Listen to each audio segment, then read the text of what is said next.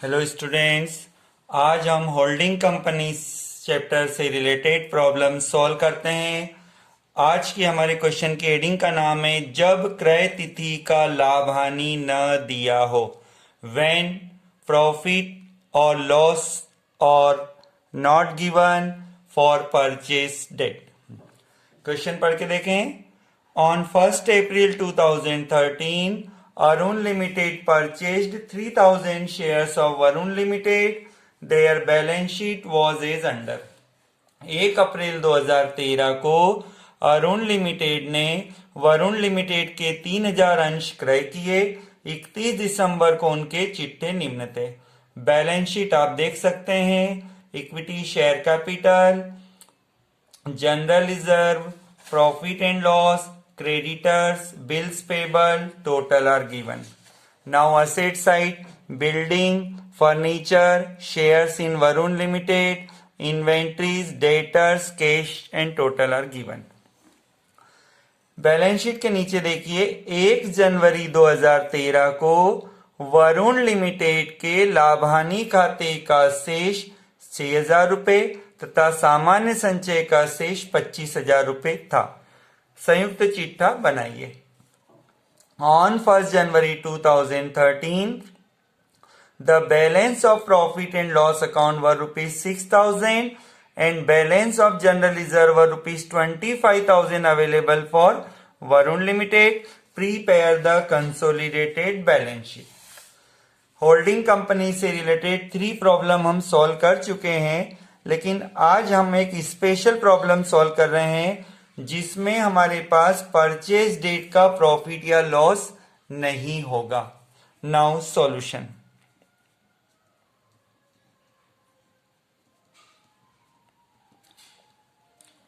Solution में first working note हमारा होता है profit and loss account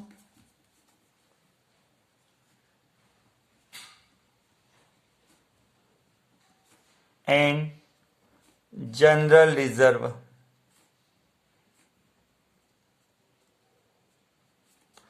of Varun limited.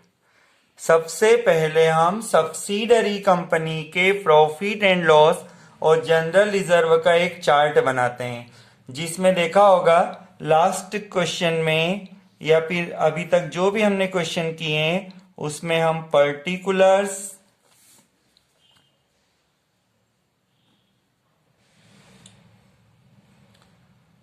Purchase date,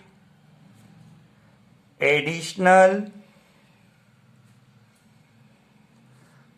और एंडिंग डेट, इस प्रकार से अभी तक हमने 3 डेट लिखी होगी। लेकिन आज आप क्वेश्चन में देखें, बैलेंस शीट के नीचे जो इंफॉर्मेशन है, इस इंफॉर्मेशन में देखिए 1 जनवरी 2013 को वरुण लिमिटेड के लाभानी खाते का शेष और संचय का शेष दिया है। ये शेष 1 जनवरी का दिया है। आप क्वेश्चन में बैलेंस शीट देखिए 31 दिसंबर है, तो इसे एंडिंग डेट कहेंगे। 1 जनवरी को हम ओपनिंग डेट कहेंगे। और परचेज डेट देखिए फर्स्ट लाइन में 1 अप्रैल 2013 लिखा हुआ है, तो जिस डेट को कंपनी ने शेयर परचेज किए हैं वो डेट है 1 अप्रैल 2013। तो सबसे पहले आप क्वेश्चन में देखिए कहीं पर भी आपको 1 अप्रैल 2013 का प्रॉफिट एंड लॉस या रिजर्व दिखाई दे रहा है? नहीं, ऐसा पहली बार हुआ है जब हमारे पास परचेज डेट का प्रॉफिट एंड लॉस और रिजर्व अवेलेबल नहीं है। इसलिए हम यहां पर आज हम पर्टिकुलर के साथ हम लिखेंगे ओपनिंग डेट। आज हमने डेट के 4 कॉलम बनाए, opening date, purchase date, additional, ending date. Opening date यहां पर होगी 1 जनवरी 2013, जबकि परचेज डेट देखिए 1 अप्रैल है।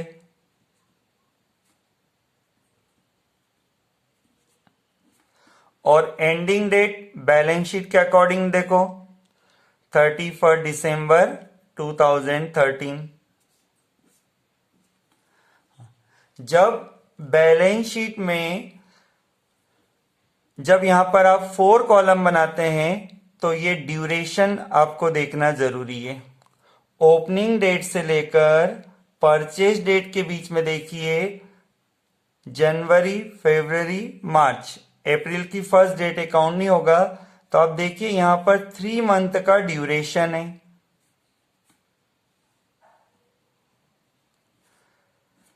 जबकि परचेज डेट से लेकर एंडिंग डेट, परचेज डेट से लेकर एंडिंग डेट का ड्यूरेशन देखिए आप 9 मंथ है। इस पैटर्न का क्वेश्चन हम फर्स्ट टाइम कर रहे हैं इसलिए बहुत ध्यान दें। अब हमें लिखना है यहां पर प्रॉफिट एंड लॉस अकाउंट और सेकेंड आइटम हम लिखेंगे जनरल रिजर्व।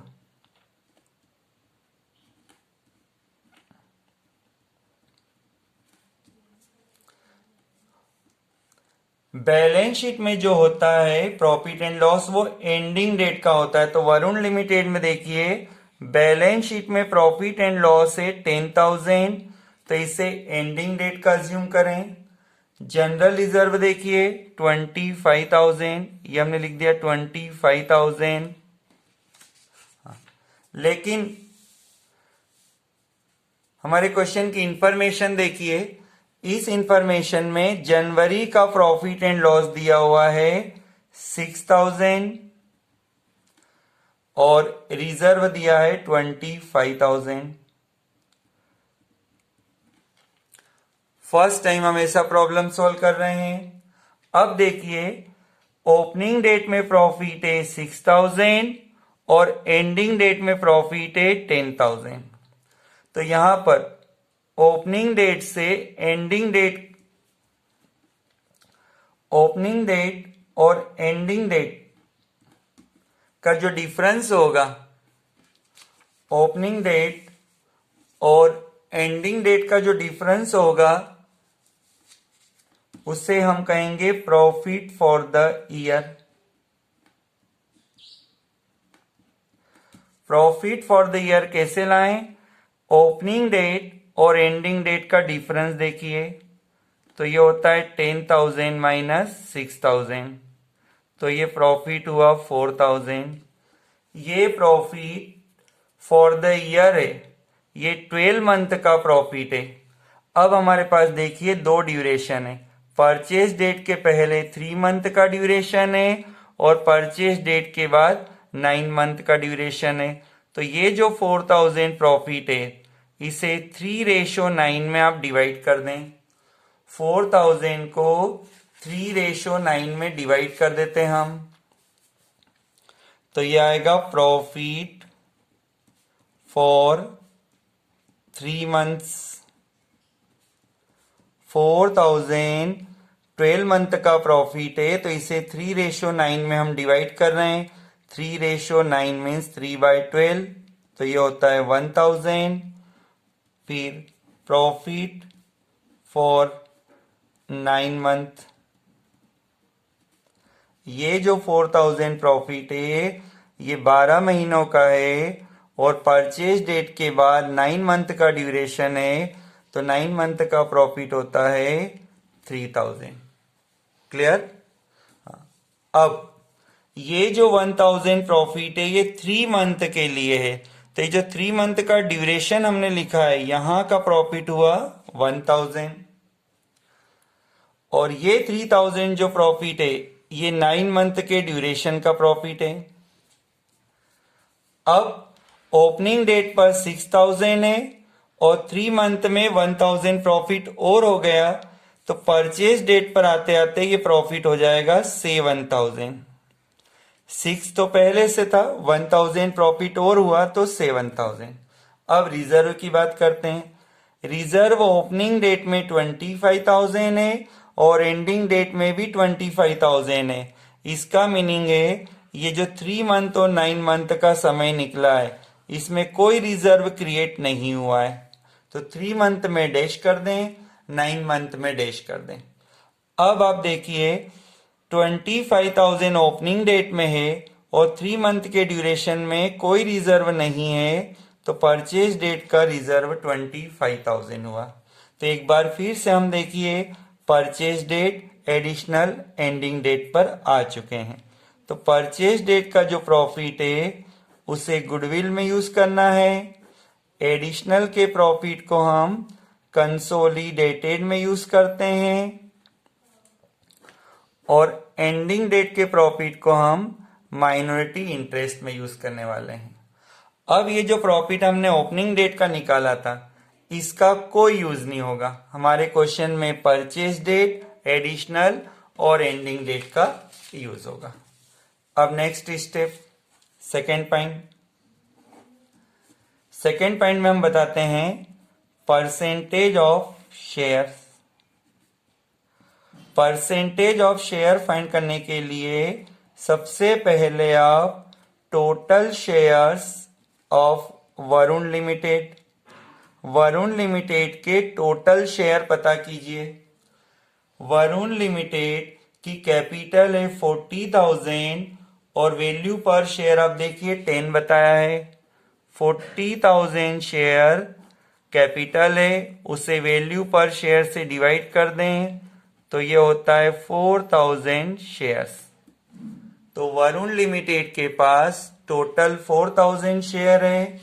अब इस 4,000 शेयर में से अरुण लिमिटेड ने कितने शेयर परचेज किए हैं देखिए। अरुण लिमिटेड ने 3,000 शेयर परचेज किए हैं। 3,000 शेयर अरुण लिमिटेड ने परचेज किए हैं जबकि टोटल है 4,000, तो टोटल से डिवाइड कर दें और 100 से मल्टीप्लाई कर दें तो ये होता है 75%। तो 75% शेयर अरुण लिमिटेड के पास है। अब हम बात करते हैं माइनॉरिटी इंटरेस्ट। जब 4,000 में से 3,000 शेयर अरुण के पास है तो माइनॉरिटी में होना चाहिए 1,000, जिसे टोटल से डिवाइड करके 100 से मल्टीप्लाई कीजिए तो ये आता है 25%। क्लियर? अब next working note. Next working note हमारा रहेगा goodwill oblique capital reserve.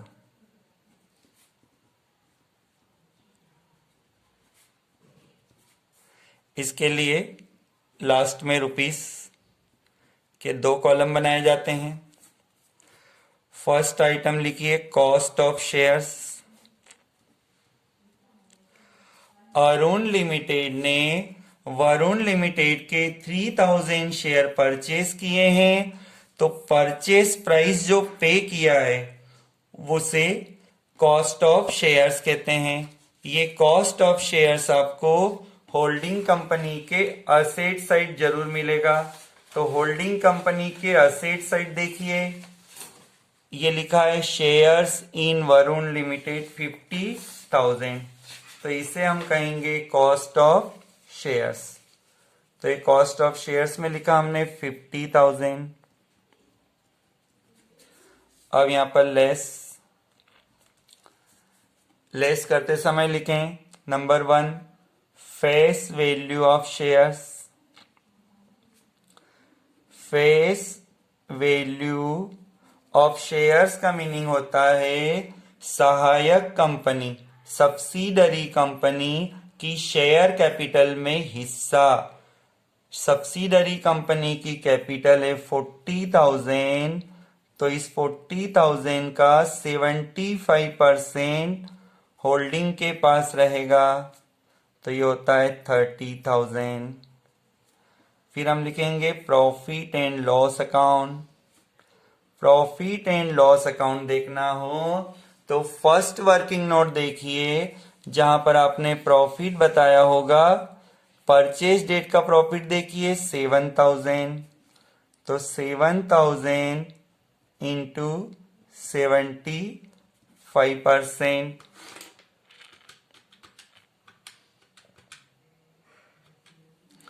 5250, then general reserve,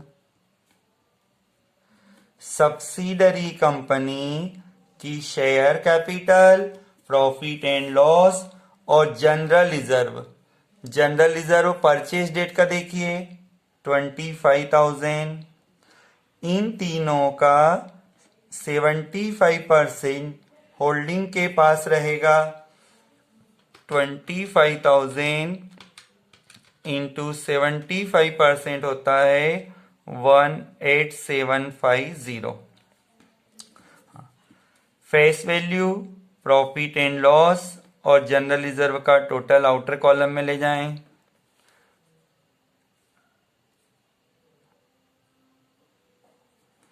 $54,000।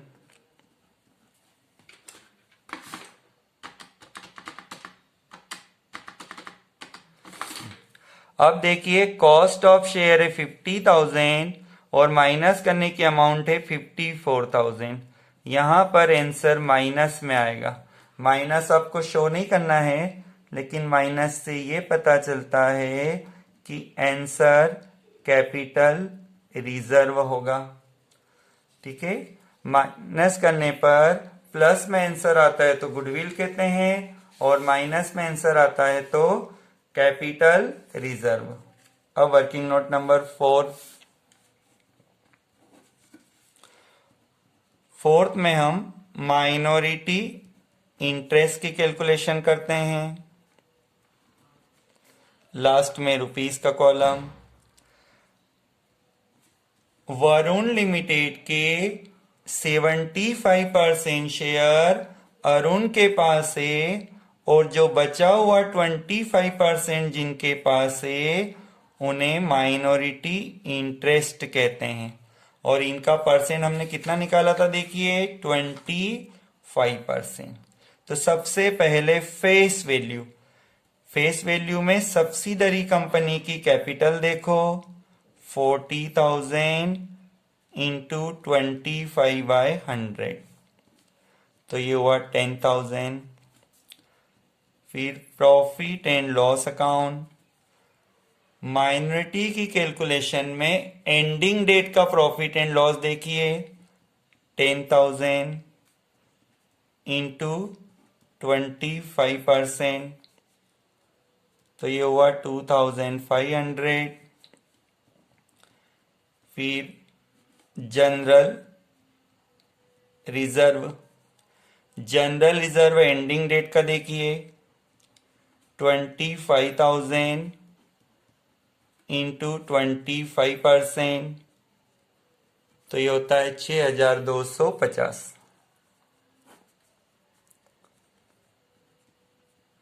तो ये टोटल हुआ 18,750। ये है minority interest.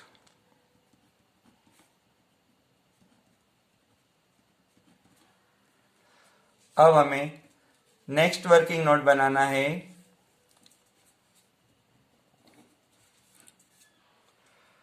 Consolidated profit and loss account. Consolidated का मीनिंग होता है एक करना। तो अब हम प्रॉफिट एंड लॉस को एक कर रहे हैं।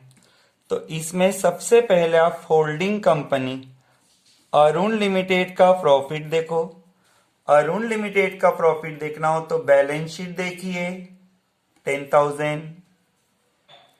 ये तो अरुण का प्रॉफिट है।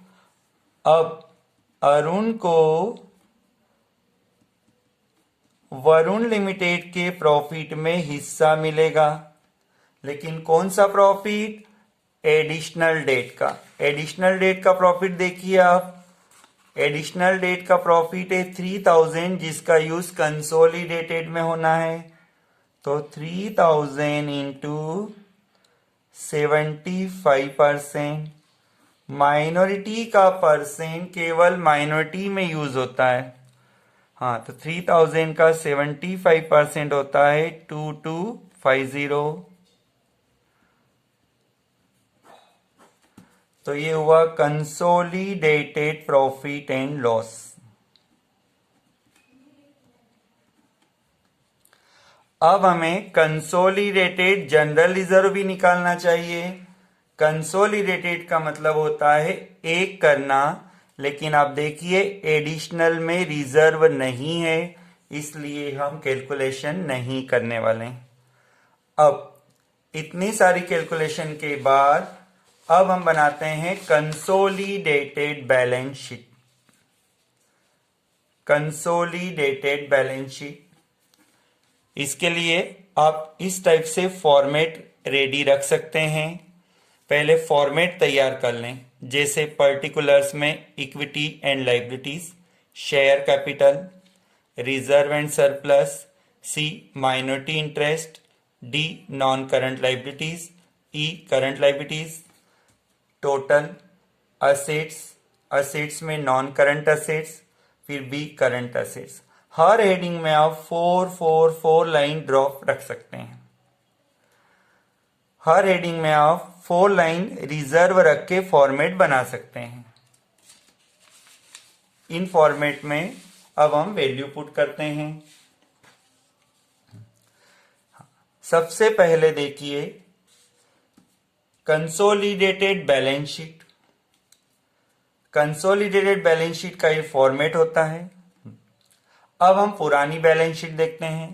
पुरानी बैलेंस शीट में देखिए इक्विटी शेयर कैपिटल है, तो हमारे पास एक हेडिंग है शेयर कैपिटल, जिसमें आप लिख सकते हैं इक्विटी शेयर कैपिटल। हमने हेडिंग रेडी रखा है, इक्विटी शेयर कैपिटल, ब्रैकेट में शेयर्स ऑफ ₹10 ईच। हाँ, कंसोलिडेटेड बैलेंस शीट में आपको होल्डिंग कंपनी की ही कैपिटल शो करना होता है। नेक्स्ट हेडिंग देखिए reserve and surplus. Reserve and surplus में लिखा है general reserve and profit and loss.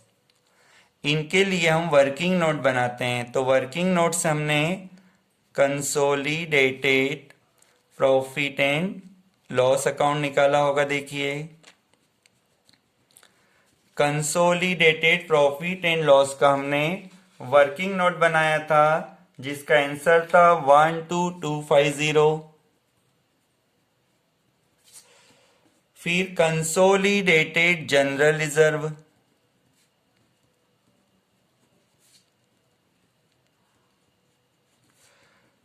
Consolidated general reserve का हमने वर्किंग नोट नहीं बनाया, क्योंकि एडिशनल में वरुण लिमिटेड के यहां नहीं था, तो वर्किंग नोट नहीं बनाया। तो फिर होल्डिंग कंपनी का रिजर्व आप एज इट इज लिख सकते हैं 16,000। वर्किंग नोट क्यों नहीं बनाया, एक बार फिर देखिए, ये एडिशनल में जनरल रिजर्व नहीं था, इसलिए हमने वर्किंग नोट नहीं बनाया। Clear? Next, reserve and surplus में एक नाम और आ सकता है कैपिटल रिजर्व। आज देखिए जब हमने थर्ड वर्किंग नोट बनाया था गुडविल और कैपिटल रिजर्व का, तो वहां से आंसर आया था कैपिटल रिजर्व 4000। तो ये 4000 आप लिख दीजिए।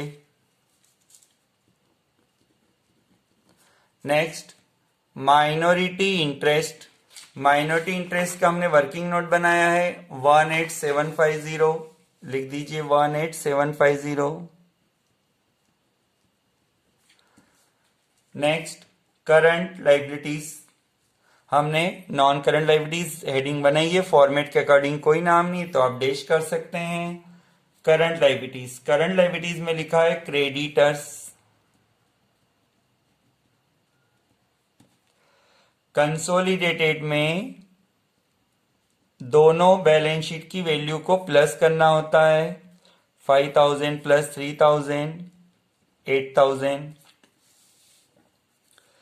फिर बिल्स पेबल, बिल्स पेबल भी प्लस कर दीजिए 8000 प्लस 2000, तो ये हुआ 10,000। टोटल हमारी बैलेंस शीट का टोटल चेंज आएगा। देखिए क्या आता है, 60,000 plus 12 250 plus 16,000 plus 4,000 plus 18750 plus 8,000 plus 10,000। तो ये बैलेंस शीट का टोटल होता है 1,29,000। क्लियर। अब हम बात करते हैं असेट साइड। असेट साइड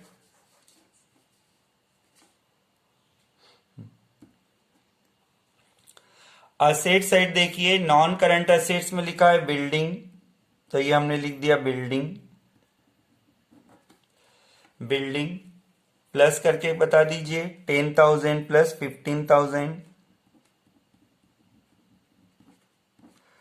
तो ये हुआ 25,000। Then furniture,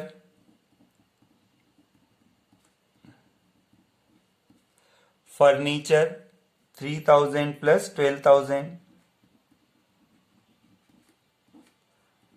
15,000। Share in Varun limited, share in Varun limited cost of shares होता है, इसलिए इसे बैलेंस शीट में शो नहीं किया जाता है। Next current assets, current assets में देखिए इन्वेंटरीज, ये हमने लिख दिया इन्वेंटरीज। इन्वेंटरीज दोनों कंपनी के इन्वेंटरीज को प्लस कर दें, 51,000। देन डेटर्स 5,000 प्लस 7,000, तो ये हुआ 12,000। Cash 6,000 plus 20,000, 26,000। बैलेंस शीट का टोटल कर दें,